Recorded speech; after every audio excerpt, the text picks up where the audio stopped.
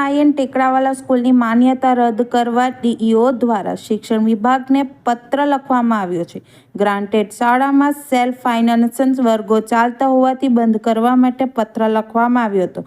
પાલનપુર પાટિયા વિસ્તારમાં ion Tekrawala high school 1999થી કાર્યરત છે. શાળાના કેમ્પસમાં સેલ્ફ ફાઇનાન્સના ખોટી રીતે વર્ગો ચાલી રહ્યા છે, તેથી ડીઈઓ દ્વારા શિક્ષણ વિભાગને પત્ર લખવામાં આવ્યો હતો.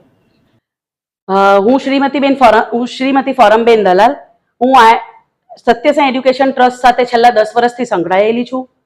અત્યારે જે પત્રકમાં છપાયેલું છે કે ભાઈ મંજૂરી લીધી નથી, સ્થળ તપાસ કરેલો છે, એ બધી વાત સદંતર રીતે ખોટી છે. કોઈ ડીઓશ્રી દ્વારા સ્થળ તપાસ થયેલ નથી. ડીઓશ્રી દ્વારા અમને કોઈ લેખિતમાં સૂચના આપવામાં આવી નથી.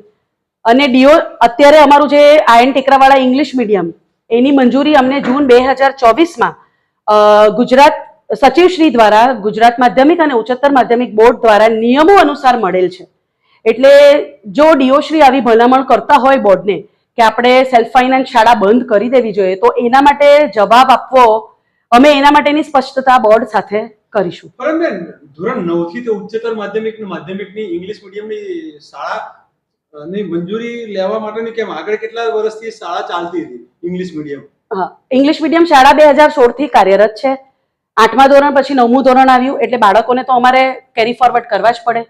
તો એના કારણે અમે બોર્ડમાંથી નિયમો અનુસાર જે રીતનું એ લોકોનું પ્રોસિડર હોય છે એ રીતે અમે મંજૂરી લીધી હતી.